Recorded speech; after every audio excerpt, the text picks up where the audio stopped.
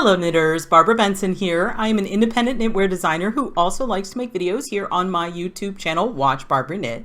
If you'd like to know more about my knitwear designs, please check in the description below, and there you will find a link to my Ravelry page where you can see all the patterns I have available for you to purchase and knit up for yourself. Also in the description below, you will find a link to the Watch Barbara Knits Facebook group. We'd love to have you come over and join us so we can continue the conversations that we start here on the YouTube channel. And as always, I love chatting in the comments below, so please feel free to comment.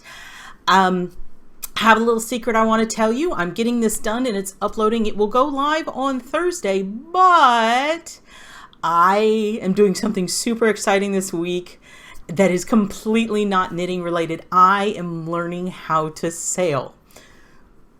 I've never done anything like this before. I'm completely terrified, but I'm doing this thing. So I'm making sure I've got everything up and running for y'all before I start the week and get, I'm guessing, really, really wet. And the most logical thing for me to do was something that I mentioned on the most recent, I did the Ask Me Anything. I got my postcard and I had a question from Margaret. I would love to learn ways to weave in yarn ends at the completion of the project and best ways to join yarn ends in the middle of a project. So I have filmed a little bit. I know I'm not going to say this is the best way. This is the way I do it. Okay, there's all different kinds of ways to do things. I am predominantly self-taught, so I might do things the way that everybody else does it, or it might be a completely bizarre way to do it, but it's the way I do it and it has served me well. What I will be going over is how I join in yarn at the beginning of the row, how I switch balls in the middle of the row, and then weaving in ends into just stockinette or just solid knitting.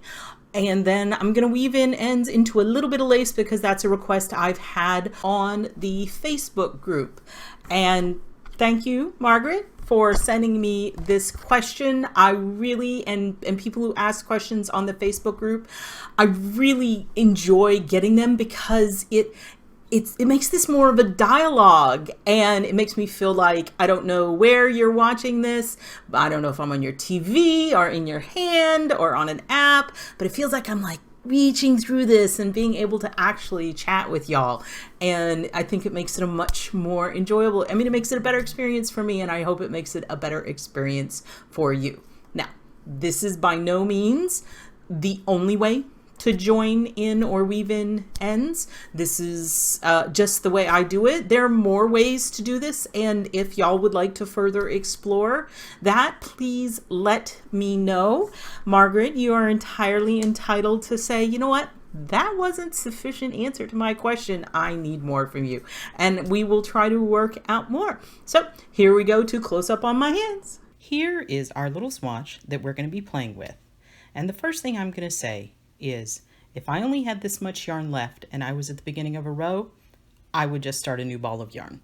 I wouldn't try to squeak out the last few stitches of this. But we're going to take this to show you one other thing. If you need to start a new ball of yarn at the beginning of a row, or if you have an instruction such as join in new color, this is what I mean when I say join in new color. I take my new color, I leave a little longer than I normally do, tail. I hold it in my hand and tension it and pinch it down here, so I'm holding it, and literally I just start knitting with it. That's it. That is how I join in a new color. At the beginning of the row, you've got this long tail. It'll get a little bit shorter sometimes, so and then I just weave it in. That's joining in a new color at the beginning of a row or a new ball at the end of the beginning of the row. I don't tie any knots. I don't do anything fancy. I just start knitting with it. I'm sure there are other ways to do it. That's how I do it. I'm going to work backwards a little bit. Now we're going to pretend that we're in the middle of a row. Okay? So I'm knitting along. I'm in the middle of the row and I'm like, oh, I'm going to run out of yarn soon. So what I do is I take my new yarn And this would probably be the same color, but I'm using different colors so you can see. And then I take my old yarn and I line up the tails and I measure off about 6 inches because that's what I'm going to weave in. And then I just tie a little knot. That's it. Oh, no, don't tighten it down, just tie a knot. So that way, when I start knitting, get the tension, I know that I'm ready to start my next ball. So knit, knit. Let me scooch this up. Knitting along. And then when we get to the knot, I drop and make sure I don't have the tails. See, those are gone. This is the working yarn. And I just knit the next stitch with the new ball of yarn and knit along. I'll finish this row out for y'all and you can see. Okay, so you can see the knot and the tails to be woven in are back here, and this is the old yarn, that is the new yarn. I'm going to do a little more knitting, but y'all don't need to watch that. I finished up the swatch, and there's been requests for weaving in ends and weaving in ends and lace, so I did a little bit of lace so we can try to kill 2 birds with 1 stone. Let's go to the back, and this is where I had the join, where I added in. So I need to go in and gently pick out this knot. See if I can do it on camera. This is one of the reasons you don't want to tie it too tight. And there we go. There are our ends. Now, if you look at the front, you'll see these stitches look kind of wonky. So you need to make sure you pull the stitch down so it's the correct size. Now I'm knitting at a very big gauge so y'all can see what I'm doing. So this is super loopy. But see, by pulling this, I got it so that stitch is about the same size as that stitch. So what I'm going to do, got my tapestry needle, thread that bad boy up, pick this up. Now and this is how I weave in ends. What you need to do is, this is the same technique that is used for duplicate stitch. You have to look at the shape and follow the path of the yarn. So this yarn went like this, and then up like this, and then down like this, and you can see this came out of here. So I'm going to follow this to close this up, all right, like that, and that finishes that stitch. And then I'm going to go, see this here? I'm going to go through there and continue following this stitch. See right here? And for this one, we're going to go into the stockinette so that it's contrast and you can see what I'm doing. So you're seeing the purple. And what you have to do is make sure when you pull it, don't pull it tight, and make sure that this end you're weaving in stays on the wrong side of the yarn. Now, I'm going to go down into here. So I'm going to follow this strand. So I'm going to put my needle in like that and follow this, just like that. Pull it gently.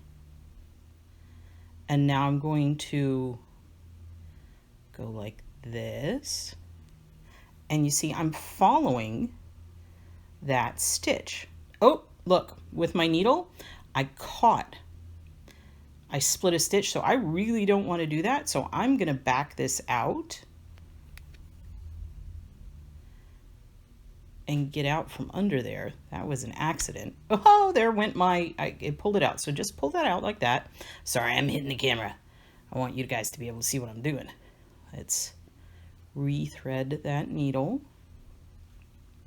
Let's try this again. So I came down here. So I want to loop back up because I'm copying the direction of the yarn, and also making sure that it stays on the wrong side. And then this yarn goes back down like this,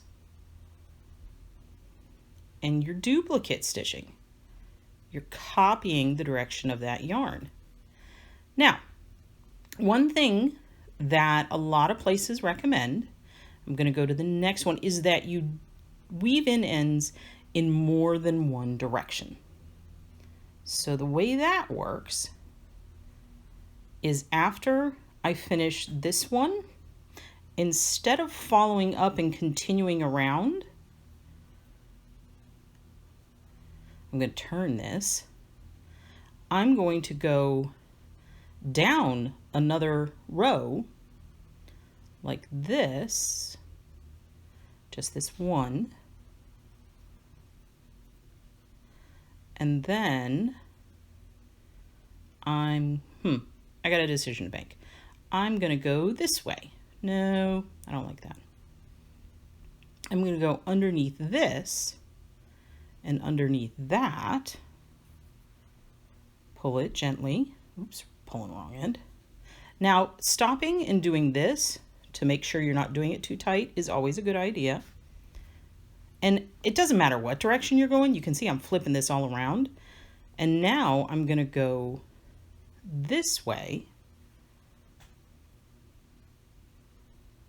and follow. See, it went up. I'm going to follow back down.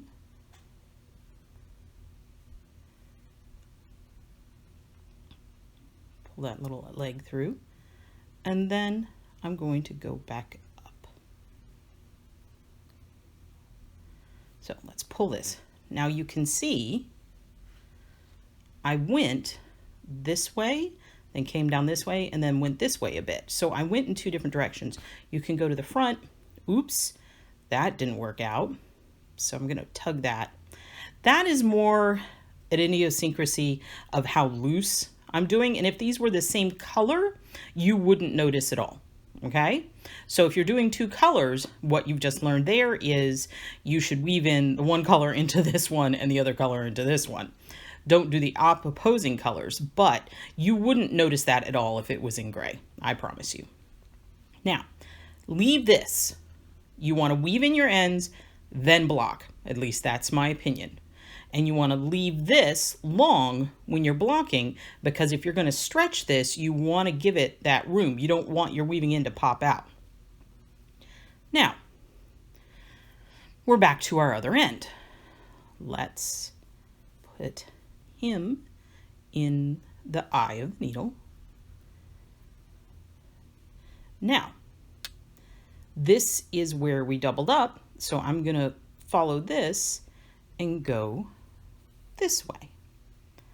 And when I'm weaving in ends on lace, I pretty much just do it the same way I do.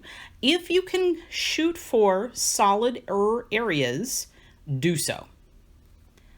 Right? Solid So here I am. That is a knit two together or slip slip knit. That's a decrease on the front side. So I'm going to sneak him under these two, trying to stay on the wrong side. And then I'm going to shoot up here. See this? I'm actually going to wrap it a little bit and shoot up there. So it's there. And then here, again, see, this is loosey-goosey, so there's not really very many places to hide. So you just keep it running and you're duplicating your stitch. Let's look what that looks like from the front. So you can see the gray, but if that was purple, you really would not notice it. Well, actually, that was my extra. If that was purple, see, you're not going to notice that. Now, let's say you don't have any solid place to go to and you have to get into your lace. So what I'm going to do is I'm going to shoot through here. And then I'm going to, follow the thread. So I'm going to wrap it. And then put it through here. And then go this way. It's this is one really good way to learn more about the structure of stitches, because you're following the path, you're duplicating the stitch. So I'm going to tug on this, and this is especially important in lace to not let it get too tight. You don't want to, because if I took and pulled on this, watch this, that totally closes it up. So you want it open. Now, you're going to see here, because this is in the opposing color, you can really see it. But if those were both purple, it would just look slightly doubled up, and it really wouldn't be that big of a deal that visible. If it really bugs you, you can go back and fiddle with it so you can make sure the gray is behind. See? So that is that end woven in. And again, leave this tail for when you're blocking. Now, this is one idiosyncrasy. Bulky yarn, you can see I probably could have stood to woven this in a little bit longer.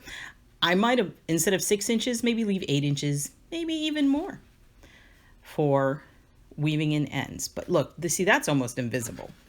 This is a little harder, but again, if that was purple, it wouldn't be bugging you that much. And if it does bug you, you just tug it back out and try to find another place to weave it in. But it is about duplicate stitching. And I'm going to show you. So just following the path, you've got here, then it goes under here, and then under here, and you just go back and do it.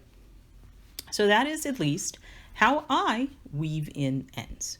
Okay, I hope that that answered some of the questions y'all have, and you can see how I join in and weave in yarn and ends and all that kind of stuff. That was Cratered Lake yarn from Stitch Sprouts. It is a wonderful yarn. I used a bulky yarn, and I knitted at a much larger gauge on a bigger kneader than I normally would so that y'all could see what I was doing. But it's a great yarn, and it's fun if you ever want to get your little mitts on it. I look forward to other questions from y'all. And if you like this video, please give it the thumbs up, click that like button. And if you'd like to be notified whenever I upload a new video to my channel, please subscribe to my channel and select notifications. Thank you so much.